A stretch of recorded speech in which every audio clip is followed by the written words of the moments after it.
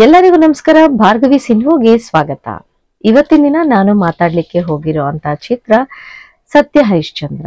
ಕನ್ನಡದ ಅತ್ಯುತ್ತಮ ಚಿತ್ರಗಳಲ್ಲಿ ಒಂದಾದಂತಹ ಸತ್ಯ ಹರಿಶ್ಚಂದ್ರ ನನಗೂ ಸಹ one of the favourite movie ಅಂತ ಹೇಳ್ಬಹುದು.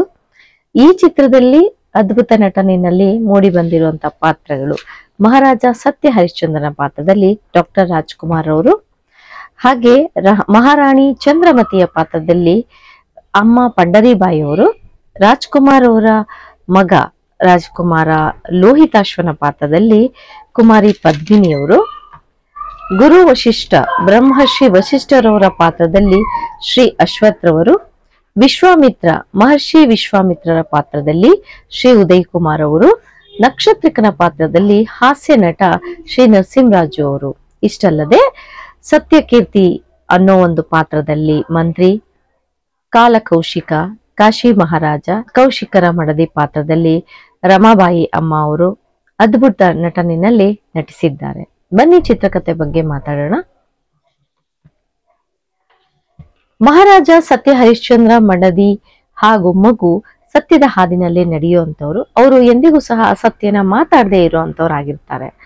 ಇಂಥ ಸಮಯದಲ್ಲಿ ಮಹಾರಾಜ ರಾಜಸುಯೋಗ ಯಾಗದಲ್ಲಿ ಒಂದು ಫಲವನ್ನ ಪಡ್ಕೊಳ್ತಾರೆ. ಆದ್ರೆ ಅದೇ ಮಹಾರಾಜನ ಗಳಿಸಿದಂತಹ ಫಲವನ್ನ ಈಶ್ವರ ದೇವರೇನಿದ್ದಾರೆ ಅವರು ಮಾರುವೇಷದಲ್ಲಿ ಬಂದು, ಸನ್ಯಾಸಿಯ ವೇಷದಲ್ಲಿ ಬಂದು ಅದನ್ನ ವಾಪಸ್ ಪಡ್ಕೊಂಡು ಹೊರಟೋಗ್ತಾರೆ.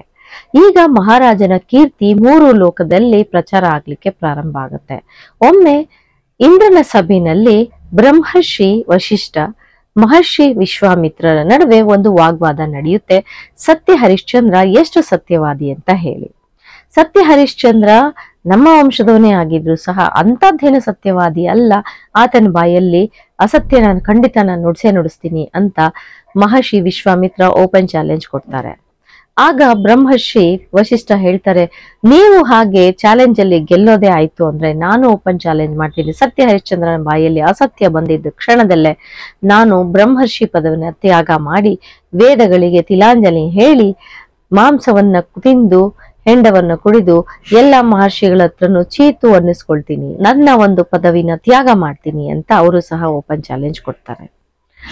ನಾನು ಸ್ವರ್ಗವನ್ನೇ ಸೃಷ್ಟಿಸಬಲ್ಲ ಶಕ್ತಿ ಉಳ್ಳವನು. ಆಫ್ಟರ್ ಆಲ್ ಸತ್ಯ ಹರಿಶ್ಚಂದ್ರ ಅಥವಾ ಹರಿಶ್ಚಂದ್ರ ಮಹಾರಾಜ ನನಗೆ ಯಾವ ಲೆಕ್ಕ, ಖಂಡಿತ ನೋಡೇ ಬಿಡೋಣ ಅಂತ ಹೇಳಿ ಇಲ್ಲಿ ಒಂದು ಬೆಟ್ಟಿಂಗ್ ಸ್ಟಾರ್ಟ್ ಆಗುತ್ತೆ. ಇದಾದ ನಂತರ ಇಬ್ಬರಲ್ಲೂ ವಾದ ವಿವಾದ ಮುಗಿದ ನಂತರ ವಿಶ್ವಾಮಿತ್ರ ತನ್ನ ಆಶ್ರಮಕ್ಕೆ ಹೋಗ್ತಾರೆ.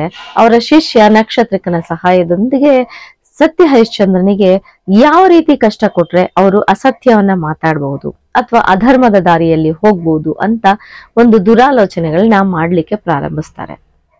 ಮೊದಲನೇದಾಗಿ ಅವರು ಮಹಾರಾಜನ ಆಸ್ಥಾನಕ್ಕೆ ಹೋಗಿ ಆತನಲ್ಲಿ ನಾನು ಒಂದು ಯಾಗ ಮಾಡೋದಕ್ಕೆ ಹೋಗ್ತಾ ಇದ್ದೀನಿ, ಈ ಯಾಗಕ್ಕೆ ನನಗೆ ಸಾಕಷ್ಟು ಸ್ವರ್ಣ ಅಂದ್ರೆ ಚಿನ್ನ ಬೇಕಾಗುತ್ತೆ ಅಂತ ಕೇಳ್ತಾರೆ. ಮಹಾರಾಜ ಹೇಳ್ತಾನೆ, ಎಷ್ಟು ಬೇಕಾಗುತ್ತೆ ಅಂತ. ನಿನ್ನಿಂದ ಕೊಡ್ಲಿಕ್ಕೆ ಸಾಧ್ಯನಾ? ಇಲ್ಲ ಅಂದ್ರೆ ಹೇಳ್ಬಿಡು ಅಂತ. ನಾನು ಇಲ್ಲ ಅಂತ ಯಾರನ್ನು ಬರಿಗೈಯಲ್ಲಿ ಕಳ್ಸೋದಿಲ್ಲ, ನಾನು ಪ್ರಯತ್ನ ಪಡ್ತೀನಿ ಅಂತ ಮಹಾರಾಜ ಹೇಳ್ತಾರೆ. ಆಗ ಅವ್ರು ಹೇಳ್ತಾರೆ, ತುಂಬಾ ಎತ್ತರವಾದಂತ ಒಂದು ಆನೆ ಮೇಲೆ ಎತ್ತರವಾದಂತ ಒಂದು ವ್ಯಕ್ತಿ ನಿಂತ್ಕೊಂಡು ಬಲವಂತವಾಗಿ ಕವಡೆನ ಆಕಾಶಕ್ಕೆ ಚಿಮ್ಮಿಸಿದರೆ ಅದು ಎಷ್ಟು ಎತ್ತರಕ್ಕೆ ಹೋಗಿ ನಿಲ್ಲುತ್ತೋ ಅಷ್ಟು ಎತ್ತರದ ಹೊನ್ನಿನ ರಾಶಿ ನನಗೆ ಬೇಕು ಅಂತ ಕೇಳಿದ ತಕ್ಷಣ ಆ ಹೊನ್ನಿನ ರಾಶಿ ನಿಮ್ಮದಾಯ್ತು ಗುರುಗಳೇ ಅಂತ ಸತ್ಯ ಹರಿಶ್ಚಂದ್ರ ಹೇಳ್ತಾರೆ. ಸತ್ಯ ಹರಿಶ್ಚಂದ್ರನ ಈ ಮಾತನ್ನ ಕೇಳಿ ಮಹರ್ಷಿಗೆ ಸ್ವಲ್ಪ ಆಶ್ಚರ್ಯ ಆಗತ್ತೆ.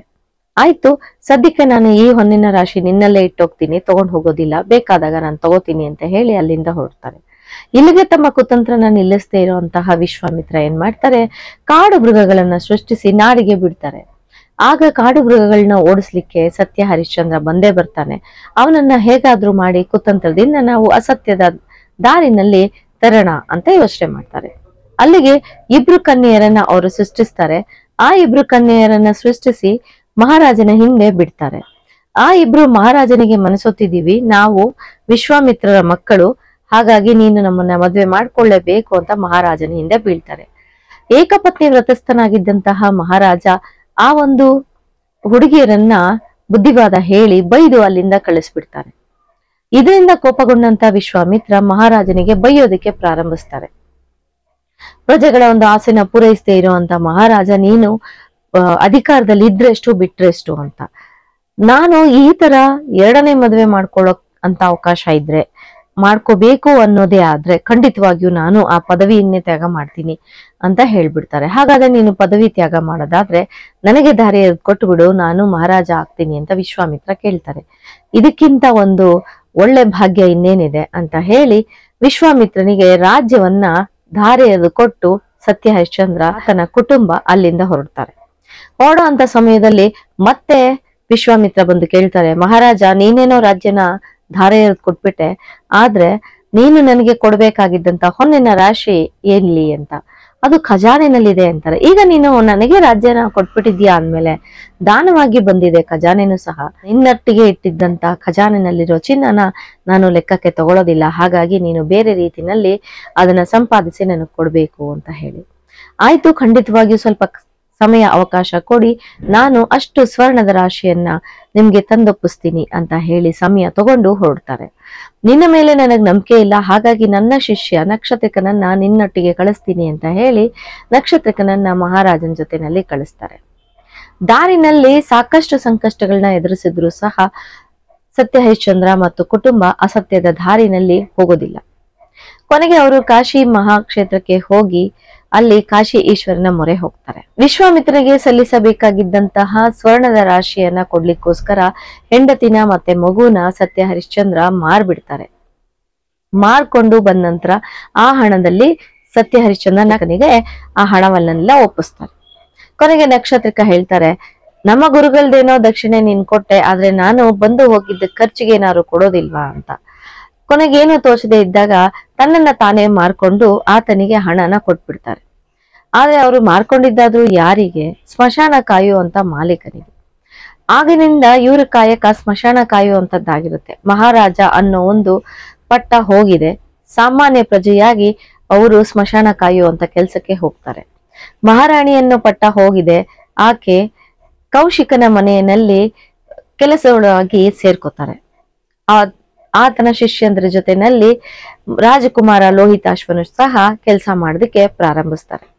ಹೀಗೆ ಒಂದಿನ ಸಮಯ ನಡೀತಾ ಇರ್ಬೇಕಾದ್ರೆ ಸಾಕಷ್ಟು ಸಂಕಷ್ಟಗಳನ್ನ ಮಹಾರಾಣಿ ಮತ್ತೆ ರಾಜಕುಮಾರ ಅನುಭವಿಸ್ತಿರ್ತಾರೆ. ಹುಲ್ಲು ತರ್ಲಿಕ್ಕೆ ಹೋದಂತಹ ಲೋಹಿತಾಶ್ವ ಹಾವು ಕಚ್ಚಿ ಸತ್ತೋಗ್ತಾನೆ. ಈ ಹಾವು ಕಚ್ಚಿ ಸತ್ತೋದಂತಹ ಲೋಹಿತಾಶ್ವನ ಶವವನ್ನ ಅಂತಿಮ ಸಂಸ್ಕಾರ ಮಾಡ್ಲಿಕ್ಕೆ ಚಂದ್ರಮತಿ ಸ್ಮಶಾನಕ್ಕೆ ಹೋಗ್ತಾಳೆ. ಆದ್ರೆ ಆಕೆ ಹತ್ರ ಹಣ ಇರೋದಿಲ್ಲ. ಆಗೇನ್ ಮಾಡ್ತಾಳೆ, ಸ್ಮಶಾನ ಕಾಯ್ತಿದ್ದಂತ ಹರಿಶ್ಚಂದ್ರ ಮಹಾರಾಜನೆಲ್ಲ ಬೇಡ್ಕೊಳ್ಳಕ್ಕೆ ಪ್ರಾರಂಭಿಸ್ತಾಳೆ.